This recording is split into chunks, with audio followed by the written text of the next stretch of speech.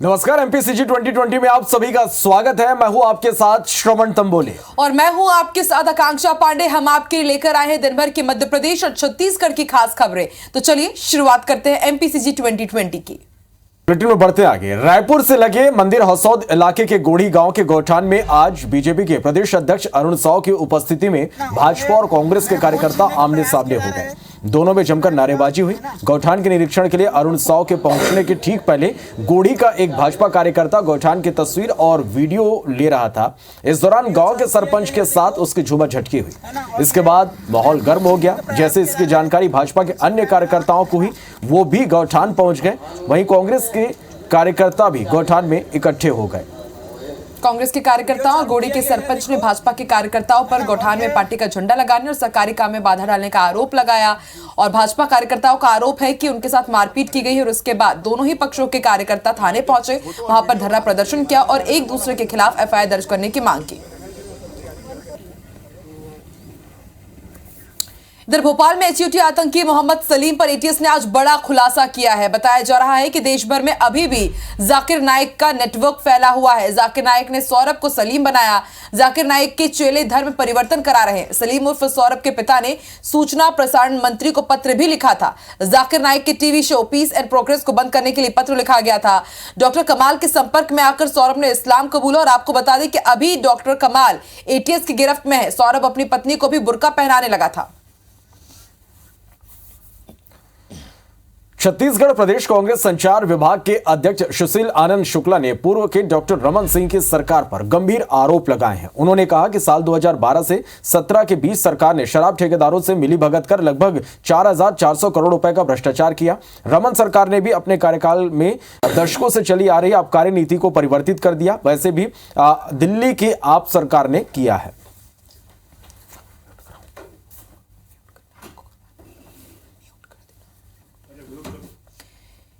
केंद्रीय एमएससी राज्य मंत्री भानु प्रताप सिंह जबलपुर पहुंचे, जहां उन्होंने कहा कि बीजेपी कर्नाटक का चुनाव अति उत्साह और आत्मविश्वास में हार गई। आगे उन्होंने कहा कि बीजेपी कर्नाटक की हार की भरपाई दूसरे राज्यों में कर लेगी, यानी उनका सीधा निशाना मध्य प्रदेश, छत्तीसगढ़ और राजस्थान में होने जा रहे विधानसभा चुनाव पर था। 24 के बाद 25 में करने के बाद निश्चित है जो हम 5वें पायदान में पहुँचे और निश्चित 30वें पायदान तक पहुँच जाते हैं। वैसे सिर्फ हम लोग ओवर से उठते वो ज़्यादा उसमें दौड़ रहे थे। मैं भी वहाँ कर्नाटक में गया था। सारी चीज़ें तो ये चुनाव है, सारी चीज़ें हम दूसरी जगह भरपाई करेंगे। बढ़ते आगे। छत्तीसगढ़ प्रदेश प्रभारी ओम माथुर रायपुर पहुंचे। दौरे को लेकर ओम माथुर ने कहा कि प्रदेश कार्य समिति की बैठक का आयोजन कल होगा, जिसमें राजनीतिक प्रस्ताव पारित किए जाएंगे। साथ ही आगामी योजना की रणनीति को लेकर चर्चा की जाएगी।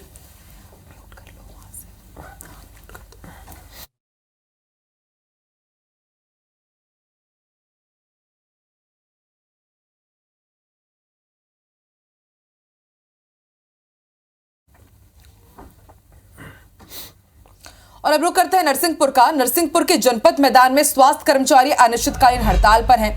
बीजेपी जिला अध्यक्ष अभिलाष मिश्रा आंदोलनकारियों का समर्थन करने पहुंचे, जहां मीडिया से बातचीत के दौरान उनकी जुबान फिसल गई। कहा कि कर्नाटक की जीत का उत्सव मनाने वाले कांग्रेसियों को चुल्लू भर पानी में डूब जाना चाहिए। आगे उन्होंने कहा कि कर्नाटक में नतीजों के बाद पाकिस्तान के जिंदाबाद के नारे कांग्रेसियों ने लगाए। कर्नाटक में तो वहाँ की सरकार बन रही और लोग पाकिस्तान जिंदाबाद के नारे लगा रहे थे। ऐसी सरकार कहीं देश में चाहिए लोगों को तो हमें कोई दिक्कत नहीं बनाए। जहाँ पे खाता नहीं खोल पाए ये लोग, वो कांग्रेस के लोग कर्नाटक की जीत का यहाँ बिगुल बजा रहे हैं। इनको चुल्लू भर पानी में कर मरना चाहिए।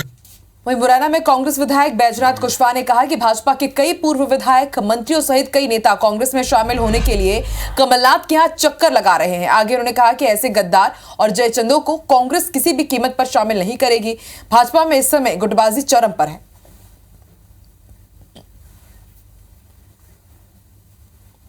तो मुझे नहीं लग रहा कि जो कांग्रेस छोड़ करके गए हैं, इन्होंने जयचंद का काम किया है, कांग्रेस की सरकार को गिराने का काम किया है, उन्हें शायद किसी भी सूरत में आदरणीय कमलनाथ जी द्विवेदी सिंह पार्टी में नहीं लेंगे। तोमर साहब वाले सिंधिया जी और शिवराज सिंह गुट से परेशान है, शिवराज सिंह जी वाले सिंधिया जी और तोमर साहब के गुट से परेशान है। इतनी बड़ी गुटबाजी पैदा हो गई है तो वो अपने आप को घुटन महसूस कर रहे हैं। 8 सूत्रीय मांगों को लेकर छत्तीसगढ़ के तमाम पटवारी सोमवार से अनिश्चितकालीन हड़ताल पर चले गए। इसके चलते राजस्व विभाग में मैदानी अमले का पूरा कामकाज ठप हो गया।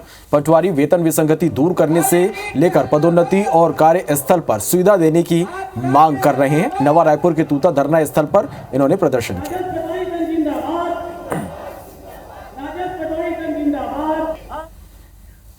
बैतूल में बहुउद्देशीय स्वास्थ्य कर्मचारियों ने अपनी मांगों को लेकर मुख्यमंत्री शिवराज सिंह चौहान को आज कार्ड लिखे।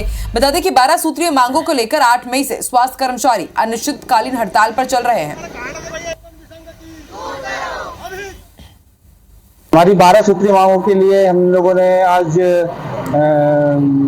मुख्यमंत्री के नाम पे पोस्ट कार्ड डाला है। जब तक कि शासन हमारी बातों को गंभीरता से नहीं लेता है, लिखित आश्वासन नहीं देता है, तब तक हमारी हड़ताल अनिश्चितकालीन तक जारी रहेगी।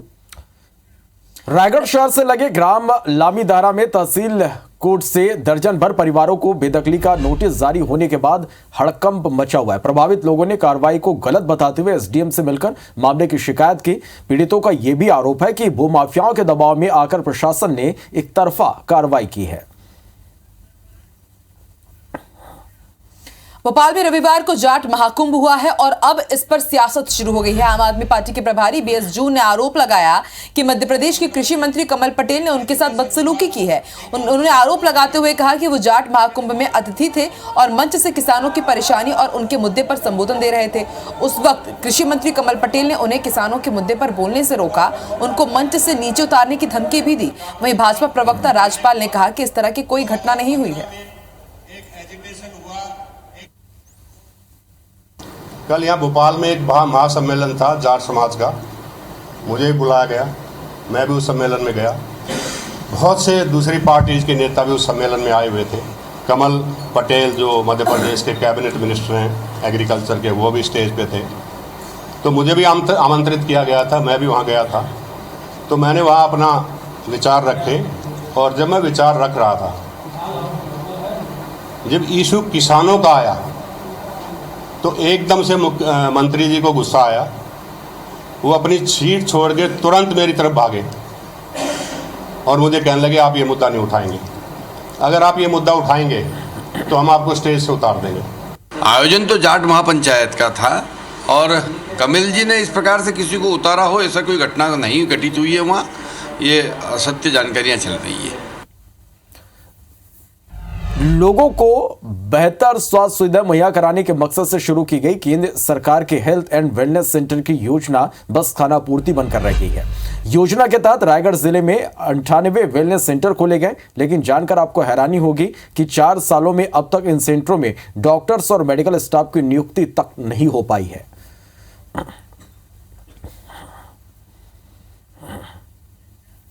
पुलिस हाउसिंग कॉर्पोरेशन की बर्खास्त सब इंजीनियर हेमा मीणा को लेकर कई चौंकाने वाले खुलासे हो रहे हैं। इसके बाद अब लोकायुक्त पुलिस हेमा से पूछताछ करने जा रही है। छापे के दौरान हेमा मीणा के 5 बैंक खातों की जानकारी मिली थी। लोकायुक्त ने बैंक को पत्र लिखकर इन सभी बैंक खातों की जानकारी मांगी है।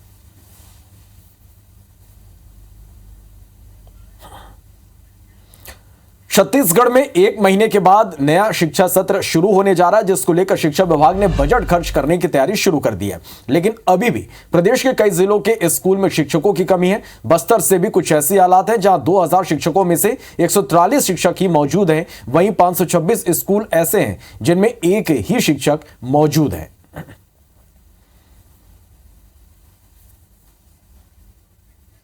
वहीं मध्य प्रदेश में 13 साल बाद 5वीं और 8वीं की बोर्ड परीक्षा आयोजित की गई थी, जिसके नतीजे आज जारी कर दिए गए। 5वीं का रिजल्ट करीब 83% रहा, वहीं 8वीं बोर्ड का रिजल्ट करीब 77% रहा। इस बार सरकारी स्कूलों का रिजल्ट निजी स्कूलों से बेहतर बताया जा रहा है। बता दें कि 87,000 सरकारी, 24,000 निजी स्कूलों के साथ ही मदरसे के 1,000 छात्र छात्राओं ने बोर्ड की परीक्षा दी थी।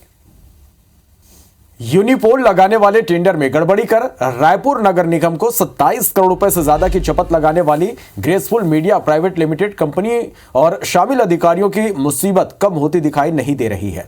नगर निगम के बाद इसे अब राज्य शासन ने इस पर संज्ञान लिया और जांच के लिए संचालनालय स्तर पर 2 सदस्यीय कमेटी गठित की गई है।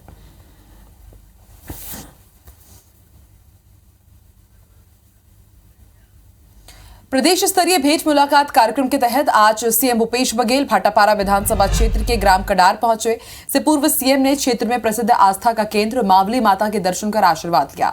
सीएम ने सबसे पहले रीपा के संचालित कार्यों का निरीक्षण किया। हितग्राहियों को जरूरी सामग्रियों को वितरित के साथ ही 128 करोड़ 54 लाख के विकास कार्यों का लोकार्पण और भूमि पूजन किया।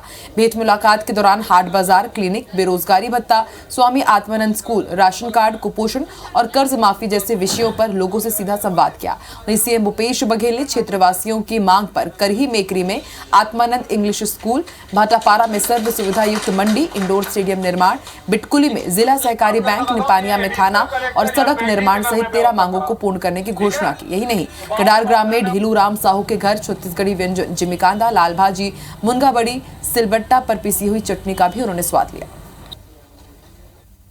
भाटापारा में तो सबसे पहले करही मेकरी में स्वामी आत्मानंद अंग्रेजी स्कूल खोले जाए थे घोषणा करा था।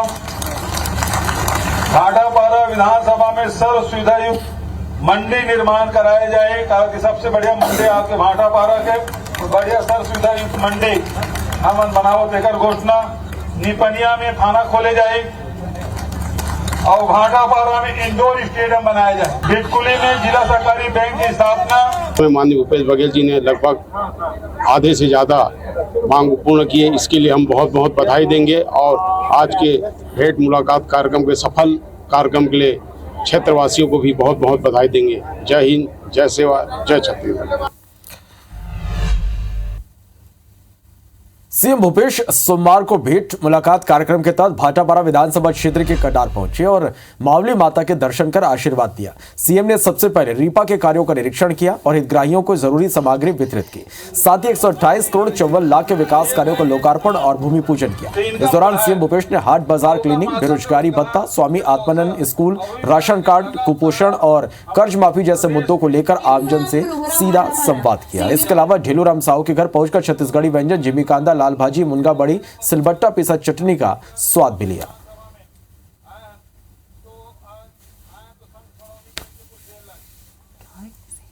भेंट मुलाकात कार्यक्रम रीपा का भी हम लोगों ने निरीक्षण किया, मौली माता का दर्शन किया। सभी किसानों से बात की, सब लोगों ने ऋण माफी का और 25 रुपए क्विंटल में धान खरीदी कर रहे हैं और राजीव गांधी किसान न्याय योजना का लाभ उठा रहे हैं। गोधन न्याय योजना और भूमि श्रमिक न्याय योजना और बेरोजगारी भत्ता का लाभ भी ले रहे हैं। 128 करोड़ से अधिक के लोकार्पण और विकास के कार्यों का भूमि पूजन और लोकार्पण मुख्यमंत्री जी के द्वारा किया गया।